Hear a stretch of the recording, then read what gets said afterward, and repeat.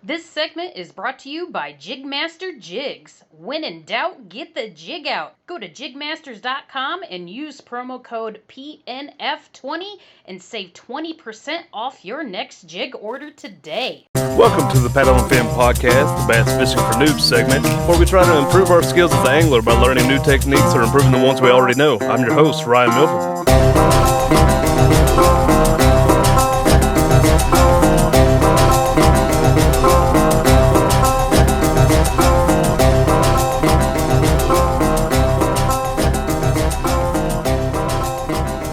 Welcome back to Bass Fishing for Noobs on the Paddle and Fin Podcast. I'm your host, Ryan, and today we have a really cool announcement. We have added a host. We have added Mr. Sean Lavery. I can't remember if I've talked about it on here before or not, but I've got a lot going on right now. I'm going to be head coach for my son's little league team.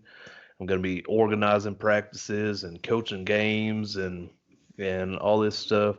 So, doing the podcast is already kind of a lot of work, reaching out to people and try to get them on the show, thinking up ideas for shows and all that. And so this just adds more to my plate. And so I've been thinking about adding a host anyways. Sean reached out and, but we talked a little bit. He seemed like a good fit, what I'd be looking for if I did bring on a co-host. So, yeah, we're going to bring him on and, give this a shot. So, welcome to the Paddle and Fin crew, Sean.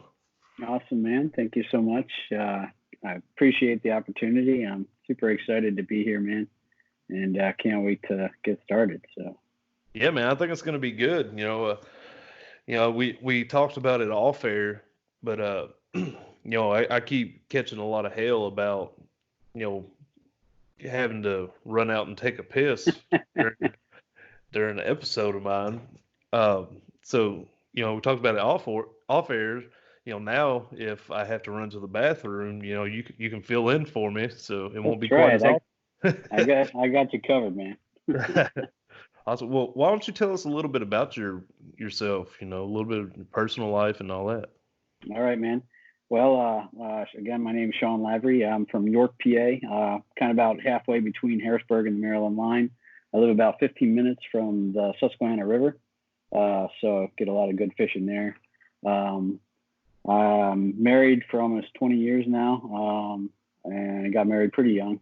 I have two daughters, 14 and 9. I told you before, it helps me, causes me to lose all my hair, but I wouldn't trade them for the world. So they definitely keep me busy. And but yeah, that's kind of me. I am an IT guy for a retirement community. That's what I do for my day job when I'm not fishing or doing all the other fun things I get involved with. But yeah, and as far as fishing goes, I wasn't always into it. Like a lot of the guys on the show, they always talk about how they fished for as long as they can remember, ever since they were little.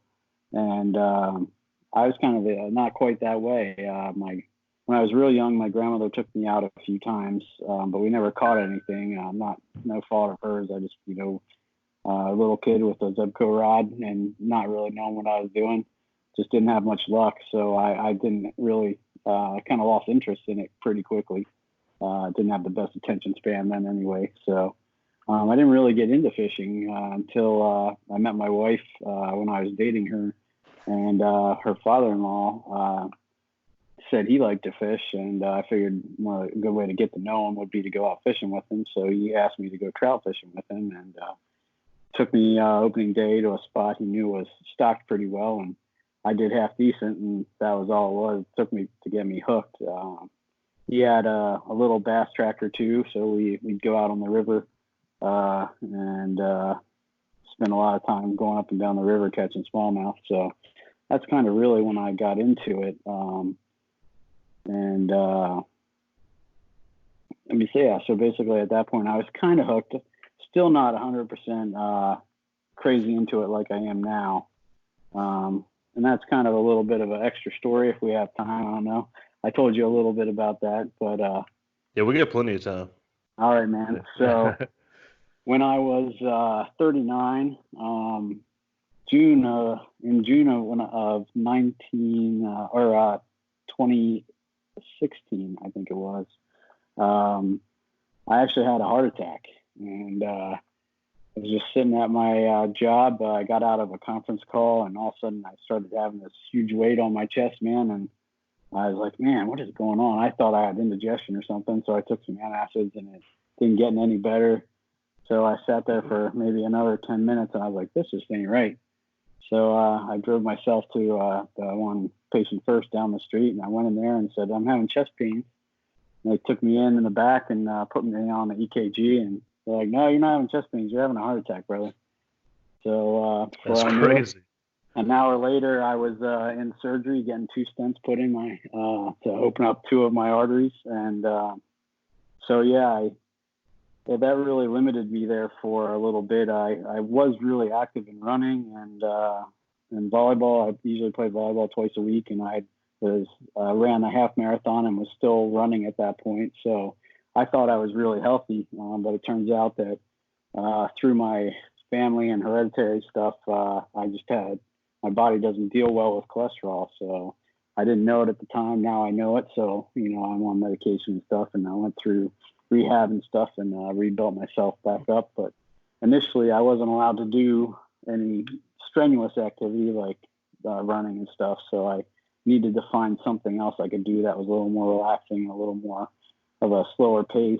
And I had always liked fishing with my father-in-law on his boat, but I couldn't afford a bass boat. So I started reading about kayak fishing, and it seemed like it was pretty cool. And so I asked my wife, hey, can I buy a kayak? And she knew I'd been asking for one for a little bit. And I think more of a situation than anything, I think I could have probably asked for anything I wanted and got it.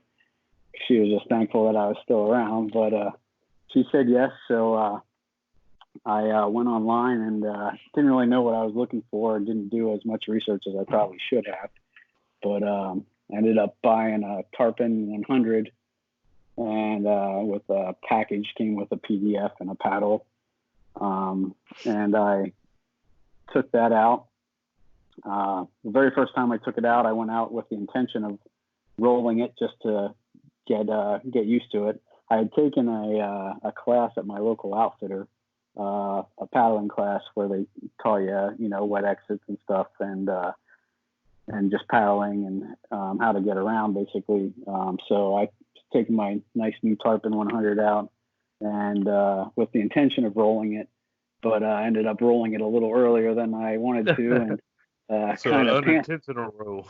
Yes, I paddled up a creek, and when I came back out the creek onto the main river, the wind had changed directions, and it was getting a little choppy. And I remember I let one wave turn me sideways, and I went to grab my paddle, and the next wave just tossed me. So after that, I was a little nervous in that boat. I never quite trusted it. So I paddled that around for a year, but I only went out maybe a handful, maybe a dozen times on it. And the next year, I went back to that same outfitter where I took the classes. They're actually a Jackson dealer. And so I bought a Jackson Coosa HD. I think it was a 2017 model then. And I fished out of that boat for 2 years. Really loved it. Never came close to rolling that. And just recently, in November of this last year, I bought a 2020 Hobie Outback, and I wanted to keep the Coosa HD for the river, but my wife was kind of telling me, yeah, that was a bit of an investment, so we need to recoup some of those losses. So I sold my Coosa, and so now I'm a Hobie guy. So that's kind of where I'm at now. Still, I consider myself a noob. I get skunked more times than I should, but it hasn't. I feel you, man. Hasn't slowed me down. It doesn't break my spirit. And I feel like I learn something new every time I go out, and that's the main reason why I wanted to be on the show, man. It just seems like tons of great information, and plus all the cool people you get to talk to, and just the crew seems pretty awesome too. So. Yeah, dude. Being on this podcast has been a awesome experience. I've learned, I know I've said it a few times now, but I've learned so much being on this podcast, just talking to people and not even just so much, technique wise, like just fishing in general and, learning where good fishing is throughout the country. Like I always knew Florida had big bass. Well, until like I really got into podcast, like listening to podcasts and being on the podcast and all that, like I didn't know Texas was known for big bass. I didn't know California was known for big bass. I didn't know New York was supposed to be a great smallmouth fishery and all that. But that's that kind of information stuff that I've learned on here. So yeah, learn a lot, and you get to talk to a lot of cool people. I've talked to Josh Stewart, talked to Jody Queen, just all these cool people that are like revered in the kayak fishing world, and they're like just regular dudes like me and you that just so happen to be good at fishing. And but yeah, it's really cool to get to talk to them and pick their brains and stuff. So I think you're really gonna like being on this, and the crew, everybody's cool and everybody likes to bust each other's, and and give each other a hard time, but everybody's cool. So yeah, I think it's gonna be cool having you on here and having somebody else to experience this segment with. Another thing I think just being able to hear, and it really helps me because one of the traps I fall into, man, is I need this greatest thing and that greatest thing, and when you talk to the guys on the show, you hear, you don't always need all that stuff now. I've come a long way with my rods and stuff. I started out with like the ugly sticks and, the little things. And I have a couple of really nice rods now and have a half decent fish finder on my boat. But I always, for a while there, I was just like, oh, I'm not catching any fish. And I would just throw money at the problem. And it really didn't.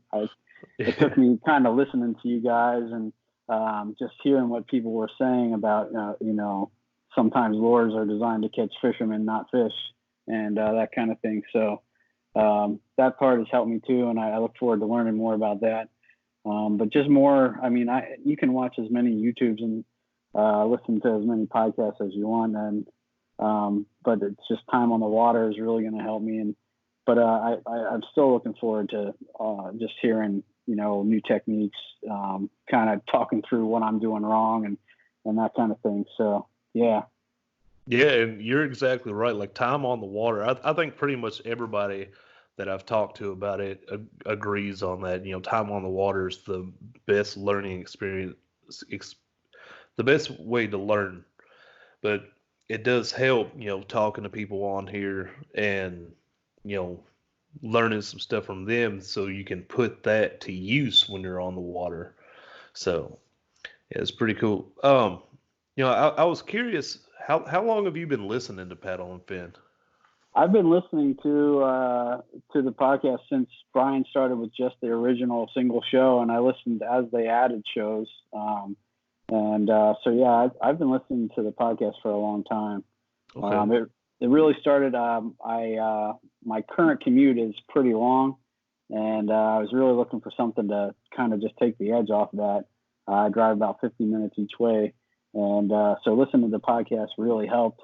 And I forget how long ago it was, but I think I went on KBF's Facebook page and just said, "Hey guys, what are some good podcasts to listen to?" And so I got a big long list, and I liked Paddle and Fin, the original stuff. And then when your show started, I was like, man, that's perfect because I still want to get into tournaments and stuff, but I was like, that's not right for me exactly 100%. But man, your show came along, and I was like, that is perfect. That's exactly what I'm looking for. The kind of information like a new person, just not maybe I wasn't super just starting out. I had some experience, but definitely your show kind of gave me the most of what I was looking for, the information that I needed. So Yeah, that's awesome. I mean, even me when I started this, I wasn't like a new bass fisherman, really. I mean, I call myself a noob, but in all honesty, I think this is like my seventh year bass fishing. I've just never gotten good at it. But last year was a big change for me, and I progressed, and I'm hoping I'll progress even more this year. And you know, I don't know, only time will tell, But So I'm just excited, man. I'm looking forward to all meeting new people, learning new things, finding a new place to fish. I think that's another big thing. I mean, for the longest time, I have the river, the Susquehanna, that's about 15 minutes from me, and everybody always talks about how great it is. The last year or two, I haven't had a ton of luck, but I've also talked to guides and stuff who are familiar with it, and they say like our particular area, the smallmouth, just aren't or having some problems. They talk about pollution from Harrisburg and a couple other things, but and it's definitely hit our smallmouth population pretty hard. But I've heard if you go north or south, it's better, and so it's just I think I need to branch out for the waters that I fish. I got lucky on my local lake last year. They drew it down because there was a neighboring lake that they were working on a dam. And so they closed the boat ramp and only kayakers could get in there. So I crushed while the lake was down and no boaters could get in there.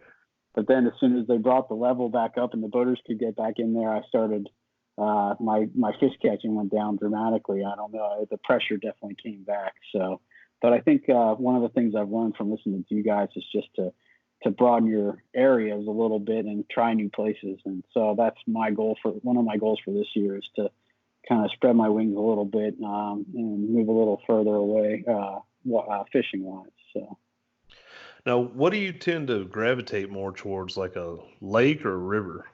I kind of split my time between both. Now, last year I spent a little more time on the lakes because it was down and I knew it was pretty good, and the river was I didn't have a lot of luck, so I definitely spent more time on the lake last year. But now that it's back up again, I'll probably split time evenly between the river and the lake. That lake anyway. They're both about the same distance. One's just one direction and one's the other direction. So, So but the river. Go ahead, man. I was just gonna say you live in a pretty good spot. Then you got water pretty close to you either way you go. I do, and everybody always talks about the Susquehanna. It's a mile wide and a foot deep, but there's definitely good spots there. I just have to explore and expand my horizons a little bit. So. Yeah, I've heard about that river, but I honestly don't know anything about it. So I was going to ask you how big it was, but I guess you just kind of answered that question, right? I think right by me, it's at one of its widest points, and then, like I said, it is. They say it is a mile wide, and there's definitely a lot of good shells and rock structure, and I have two bridges close right by where I live, so there's a lot of good places to fish. Just last year, it seemed like I got hit hard for whatever reason, but I also started working last year. I got involved with the local Heroes on the Water chapter. I don't know if you're familiar with them at all. Yeah. But I went to a couple events last year and helped out. And so this year, that's another one of the things I'm going to do. I'm already signed up to help with pretty much every event, the local event here. So, but just through being a part of that, talking to those guys there, they all gave me a bunch of good spots to go try. I just have to, make the trip, and it might not just be a 15-minute trip. It might be a half hour or 45 minutes away, but definitely they gave me some good spots. So that's another reason why I like groups like that, because it's not, I'm helping people out and I love doing that, but just knowledge, it's just another source of knowledge for me, because those guys seem to know what they're doing pretty well. And they're even, a lot of the guys that are involved with Heroes on the Water are also members of Kayak Anglers of Central PA. And so they all told me whenever I want to get into tournaments that they'd take me under their wing and help me out there too. So sweet. But yeah, I think that's awesome. Heroes on the Water, it it definitely seems like a really cool organization, helping out veterans, getting them on the water and, helping them get out there and catch some fish. Actually, one of our sponsors, Hammered Lures, they do that recycled plastic program, where you send in all your beat up and tore up plastics and he'll melt them down and make new plastics and he donates those to Heroes on the Water. So, that's one reason why we like having them on as sponsors. We support that. I think I can speak for just about everybody on the podcast. We support our military, and we know they paid a sacrifice for us to have our freedom to get out there and catch all these fish and all that. And so I think it's cool that organization giving back and trying to help them out with some of the stuff they go through.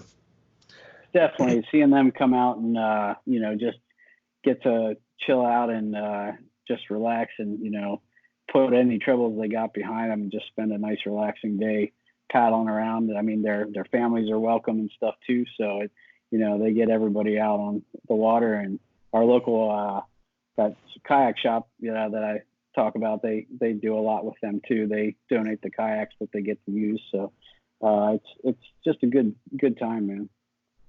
That's awesome, man. So what's some techniques that you've kind of been drawn to? Like what have you seemed to have the most success with?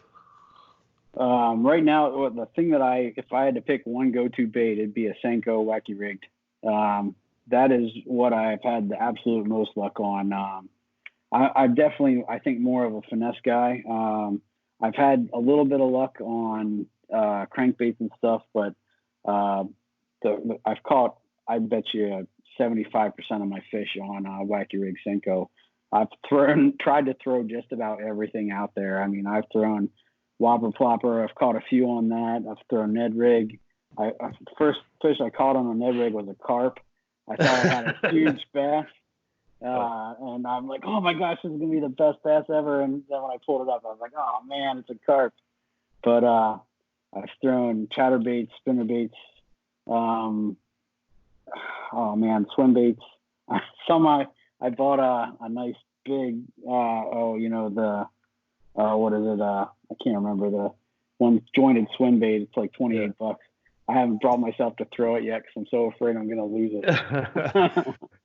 But I've lost quite a few chatterbaits or jackhammers in the river, so I think I'm on my sixth jackhammer now. But at least 3 of them are in the river somewhere. But so yeah, and I've had a little scuba dive around your rivers. I have a few rods that I've donated to the river too, unfortunately. But not any of the expensive ones, thank goodness. So that was still when I was kind of learning. Now that I have the nicer rods, I definitely took a few more precautions to keep them on my boat. Awesome.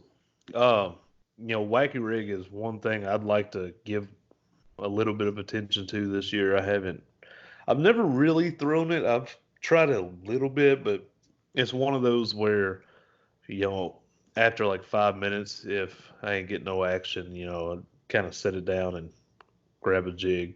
And I'm the exact opposite. I've tried. I got my first order of the Jig Master Jigs, and I went out last weekend and tried them for the first time, and I didn't have much luck. But I only tried it for so long before I'm like, I don't even know if I'm doing this right. And I put it down and picked up the wacky rig. So I knew at least a little bit that I was doing that right. So. Oh man, once you get that down, it's really not that hard. It's just finding that little twitch, giving it a couple little pops and finding that right twitch in there, man. Once you get that, you start getting that bite where you feel that boom, boom, boom, boom. Man, it's awesome. I'm looking forward to that. So I just got to give it more time. Same with jerkbait. I was trying. Everybody was saying for cold water fish, jerkbait's really good. And I'm like, I don't even know. I don't know if there's no fish there, or B, I'm just not using it right. I feel like I'm doing it like they do on the show, and it feels like it's moving the way it should be, but I just haven't had any luck with it at all. No bites. So. Man, I feel you with that. I did that episode with Aaron Steiger, talking about cold water jerk baits, and I was excited to talk to him about that after I got done talking to him. I was stoked up and excited, and I went out and I tried it a couple times. Now, granted, it kind of the same situation. I didn't, I might have used it like 20, 30 minutes, and then finally like, okay, I'm not getting anything, and switched to something else. But yeah, I didn't get no luck. I think part of my problem is, I don't really. It's kind of uncomfortable to try to like pop that rod the way you need to with jerkbait sitting down in your kayak. And I can stand in my kayak, but I'm a little wobbly, and I've never caught a big fish while I'm standing, and so I've always been nervous. Like, man, if I get a hard hit, am I gonna get thrown off balance and fall in the water? And I really don't want to do that whenever it's cold. Nope, I hear you. So I haven't stood up and tried to use it yet, but maybe in the summer I'll try to get some of that summertime jerkbait bass. Cause I think Susie, I think she uses a jerkbait pretty much year round. So. Yeah, same thing. I will stand up occasionally, especially for those baits where it's definitely a lot of imparting action with your rod. It's definitely not as easy sitting down. So I will stand up and fish in mine too. I could do it on my Kusa, and the Hobie seems just as stable. So, and I have a dry suit, so I'm not super worried about falling in. It wouldn't be fun, but I know I would survive. So. Yeah. Yeah. See, I still ain't got a dry suit. I've looked into them. They're not really in the budget right now, but eventually I'm gonna have one. Maybe by next winter I'll be able to get me one. I looked into one at half price, or I wouldn't have one either. So. But what brand did you end up getting? I got a. Let me think. It's not NRS. It's okay. I want to say it's Stolquist. It's called an Easy something, but it was regularly 500. And at the one winter deal they had at that outfitter, they had it marked down 40% off. So I was like, well, yeah. So now when I tried it on at the store, the dude was there, helped me in and out of it, and so 2 weeks ago I took it out for the first time. I put it on, did okay getting it on, got out on the water. When I got back to the ramp, I was kind of running a little bit late and was kind of in a hurry, and I could not get out of that suit to save my life. I was so glad nobody else was at the ramp because, man, I could get one arm out or this left arm out or my head out, but not two or three all at once. It took me 15 minutes of struggling. I'm sure people would have died laughing if they would have saw me. But they probably would have pulled out their cell phone and recorded you. You'd be the next internet sensation. Thank goodness that did not happen because it was, oh man, I was frustrated, but I figured it out. So, and I went out last week again and definitely did a little bit better job getting out of it. So. Yeah, it's just like everything else is another learning experience. Absolutely. So. But did you like it overall? It seemed to do a good job and everything. It did. The neck gasket was a little tight, and I've read that about them that takes a little bit to get it to break in.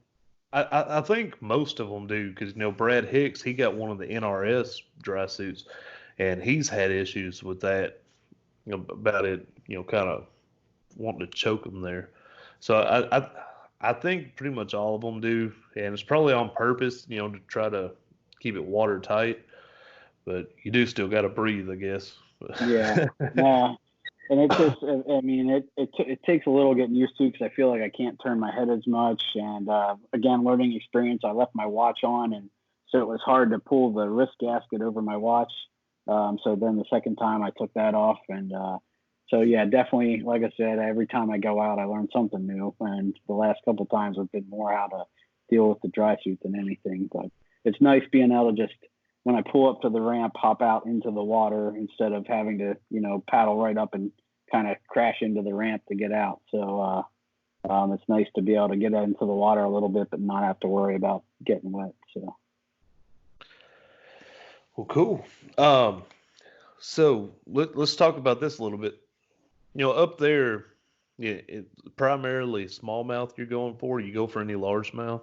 On the lakes, I do. On the lakes around here, that's pretty much mostly what I go for is largemouth. Although I have caught a few smallmouth in the lakes, definitely not near as many as the largemouth. But the river, I've caught a few walleye, mostly bass.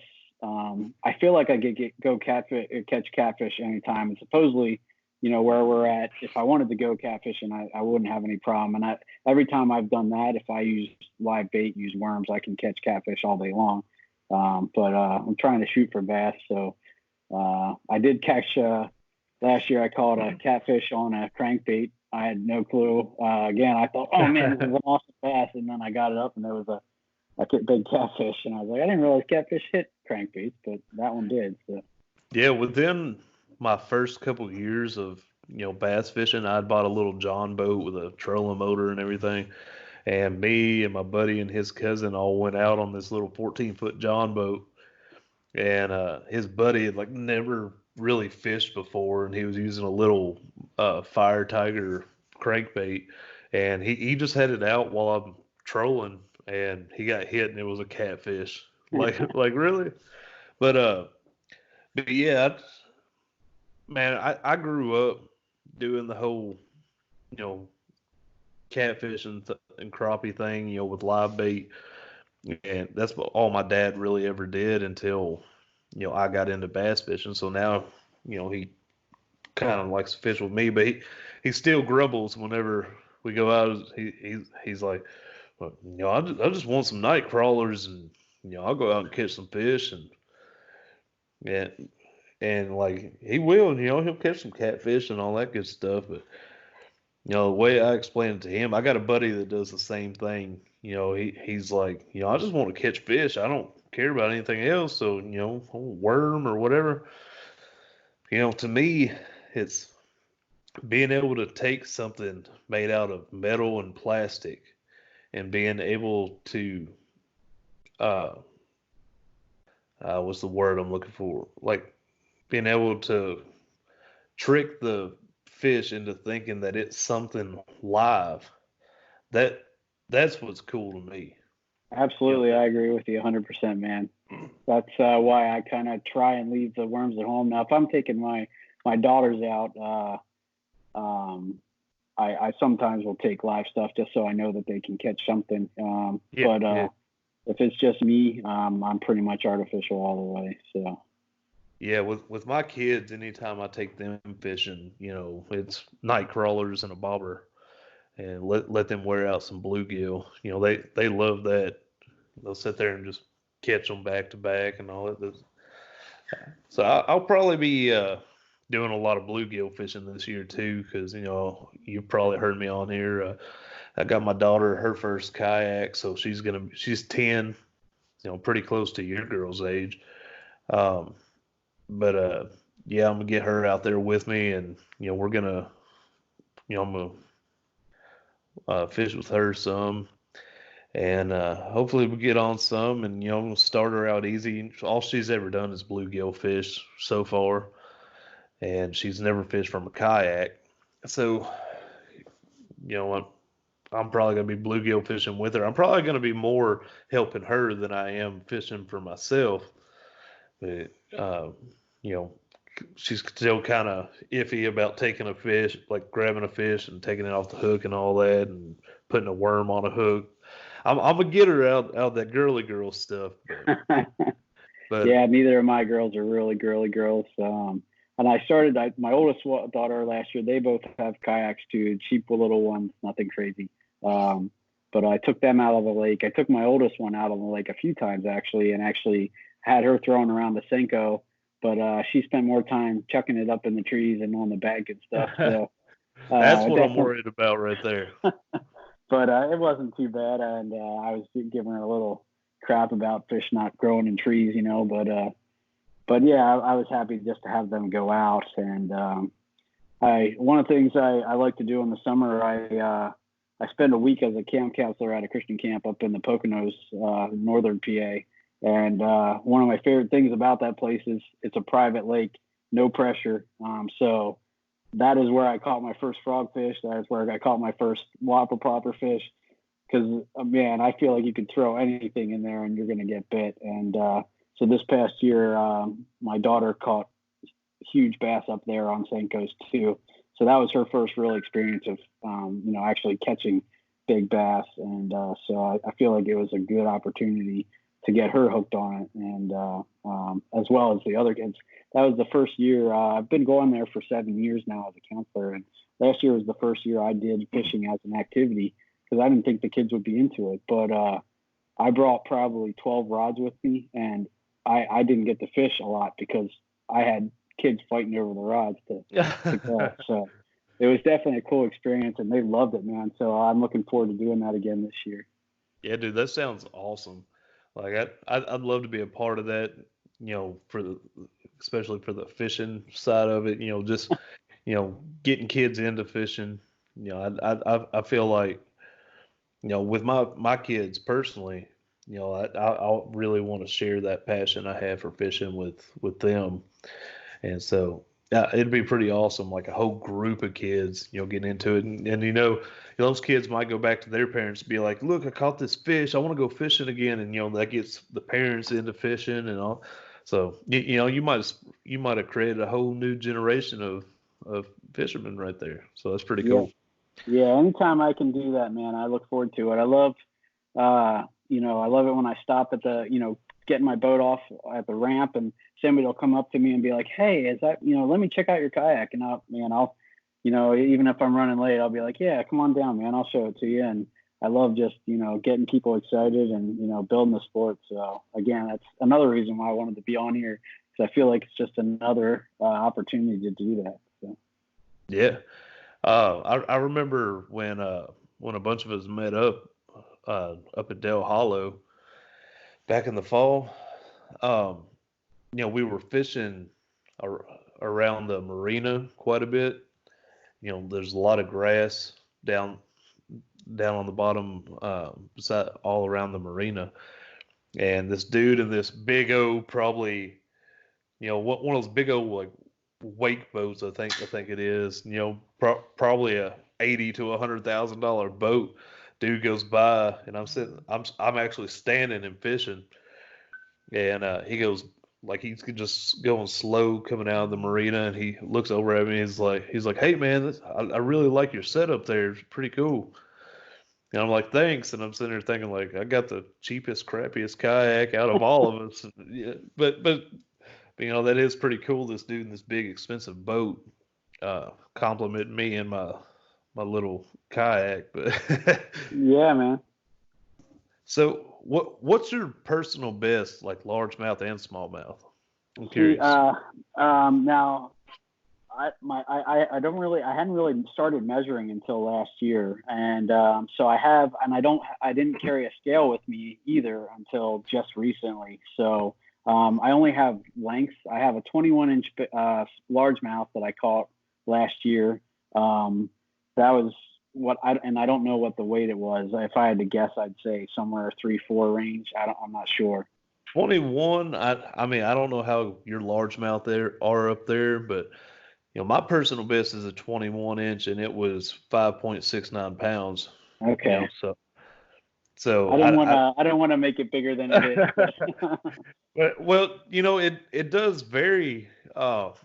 Man, I think it was on the Serious Angler podcast they were talking about this, and when I got to thinking about it, it seemed kind of like it might have hit the nail on the head.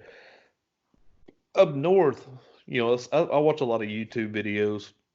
Up north, it seems like the smallmouth are a lot fatter than they are down south. So you can have a 20-inch smallmouth down here in the south, and be like 3 or 4 pounds, and then or maybe probably around 3 or a little more or something like that. But up north, it seems like a 20-inch smallmouth is like 5-6 pounds or something like that. And they seem a lot fatter up there. So it is possible for them to be skinnier but the same length. But I was just throwing that out there for reference, with mine. Okay. And then smallmouth, all the ones I caught since I got my measuring board have been small or not huge. So I wouldn't say, I don't even know off the top of my head what my best smallmouth was, but that's definitely something I'll start keeping track of now that I have the board and the scale on me. So Yeah, that's cool, man. It'd be cool to see how you progress through the year and like being able to, having the scale and the measuring board, being able to see, what you come up with this year. That'll be pretty cool. I'm looking forward to it. So I definitely want to practice. That's kind of what last year I was more practicing my catch photo release kind of in the hopes of getting out on trying a tournament. Last year I kept thinking, man, I'm getting blanked. I'm getting skunked too much to even try for a tournament. But now I think those guys, like I said, the Heroes on the Water guys were talking to me and like, oh man, it doesn't matter. Just come out and give it a try. So I think this year I'm going to bite the bullet and actually try a tournament or two. So sweet. I think I'm going to try a couple myself, but since you said that and we're kind of on that subject, I do want to bring something up. I believe you might have seen me bring this up in our Paddle and Fin group chat earlier. I had an idea, and I just want to see what our listeners think about this. I'm thinking about starting a month-long tournament for a quote-unquote noob tournament. Um, you know, just basically for people that that aren't really used to the whole catch photo release process, just to learn it, that way when you do get up into the tournament world, you'll know what you're doing and you won't be fumbling around and all that. And so it was just an idea I had, just to throw a couple details. Now all this can change. There's just ideas I have. I'm thinking like $10 entry fee. Do it through TourneyX. I'm thinking like with it being kind of a noob thing, a 3-fish limit. um, and yeah, just best 3 fish. Go by all the traditional rules with mouth closed and all that stuff to get people used to it. But like $10 entry fee, that'll cover the TourneyX fee, and then the rest will go towards the winner. So it's not like a huge pot you're going for, but it is something to achieve for. And then if you don't win, it's $10, so you're not really out that much. But yeah, I don't have all the details together on it. I just wanted to throw it out there, and if you would be interested in doing that, shoot us a message or comment on the show post or something like that to let us know you'd be interested. If it seems like people are interested in it, might put a little more thought into it and get it going by like April or something like that. So just throwing that out there. So let us know what you think if you're interested. But I think that'd be pretty sweet. I mean, it definitely would take some of the intimidation factor out of it make it as low key as you want and, definitely get some people interested, I think. So. Yeah, I think it'd be pretty cool. And, I think it'd be a learning experience for me too, because I was thinking, I probably wouldn't enter the tournament. I'd probably try to judge. And since I've never judged fish before, it'd be a learning experience for me, learning to judge the fish. And of course, I would read up on how everybody judges the fish and try to do it as fairly as possible and all that. And, something else I did want to bring up on that is, it was brought up when I threw that idea out that, how are you going to keep just noobs from entering? How are you going to keep like good fishermen out of it? Well, right. I'd prefer there be nobody that's a really good fisherman enter. And I hope everybody can respect that. If you're beginning to mid level, I'm fine with you entering. But I don't feel like a lot of these, good anglers are going to come in and try to steal the money. It's not going to be that much money. What is it, like $5 per person? So if we get 10 people in on it, it's $50. I don't think anybody's going to, try to come after our $50 that we got in there. But if it does become an issue, like if we do this and it becomes an issue where these above average anglers are trying to come in and take money, we'll do it like an invite only tournament to where like you let us know you want in, we know you or whatever. We'll figure something out. We'll work it out. Just let us know if you'll be interested in it, and we'll go from there. Sounds like a cool idea, man. Yeah, man.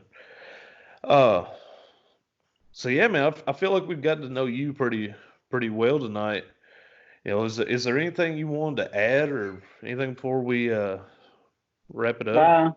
I mean, I kind of just, so I can get to know you too. Same thing. I was going to ask you, what got you interested in fishing, and what got you interested in doing podcasts? So I know you started on your own, right, before you joined Paddle and Fin, right?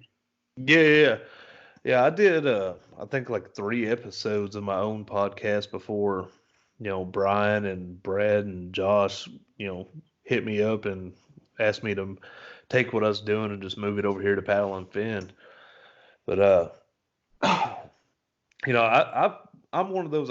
I've been fishing pretty much my entire life, but with live bait, fishing for catfish and crappie. You know, my great grandpa, him and his family owned a bunch of land, and I grew up. We lived on the same property as he did, and he had a pond that he always had stocked. And it wasn't a big old pond, but it was a decent size, and he'd have it stocked with catfish and stuff. And so me and my dad and maybe my sister or whatever, we go back there and fish with worms and stuff. And I caught my first catfish. I think it was around 4 pounds when I was about 4 years old. And yeah, my dad took it and we had it for dinner that night. But but yeah, we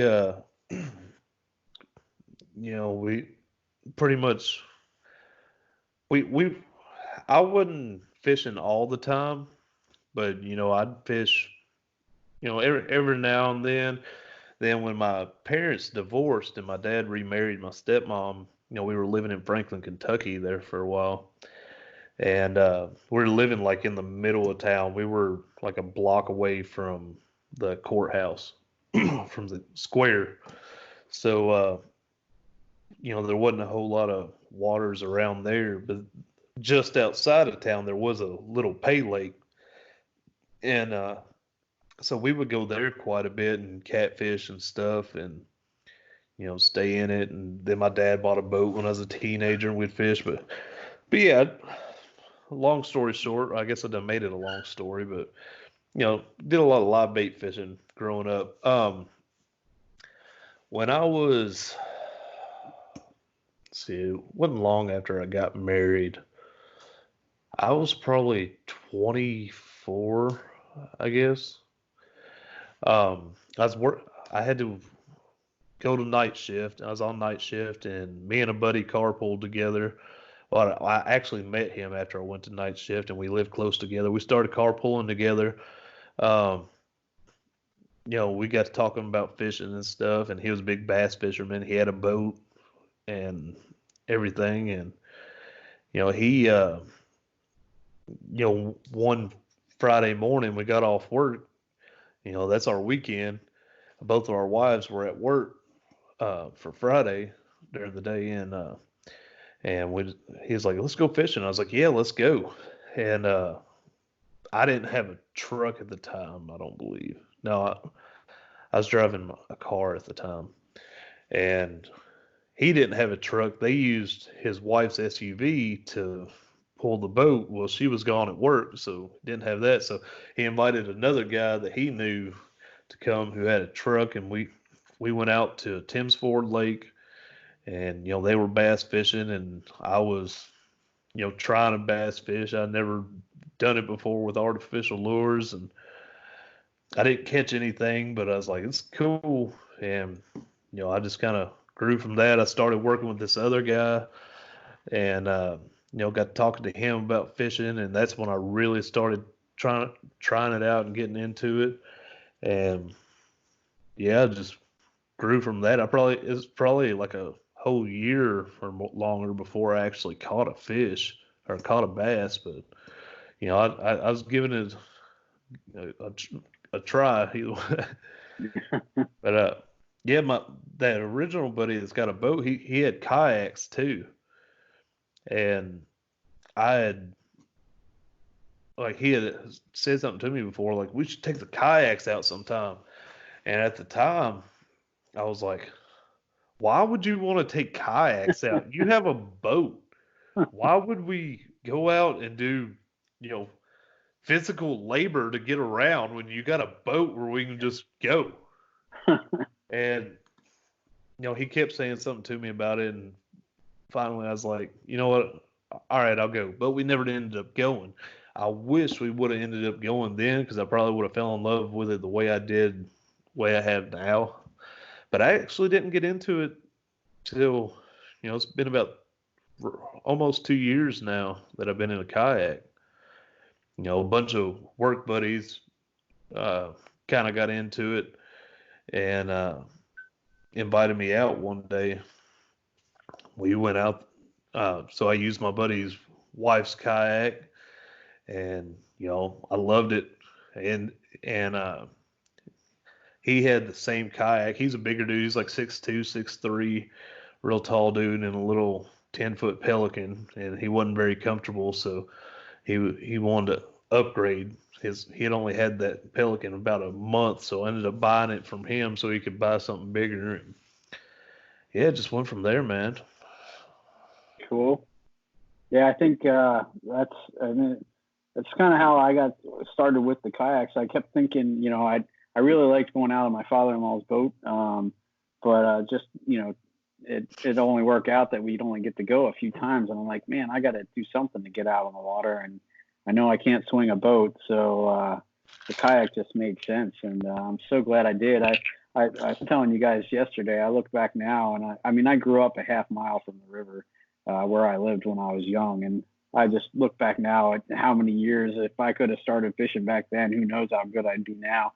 But and I know a lot of people who did, and they are good fishermen now. But like I said, I feel like I'm making up for lost time. But I definitely fell in love with fishing from a kayak. It's just something different about being that close to the water, and it just feels like you're earning it more than if you're on a boat to me. But yeah, it's definitely awesome.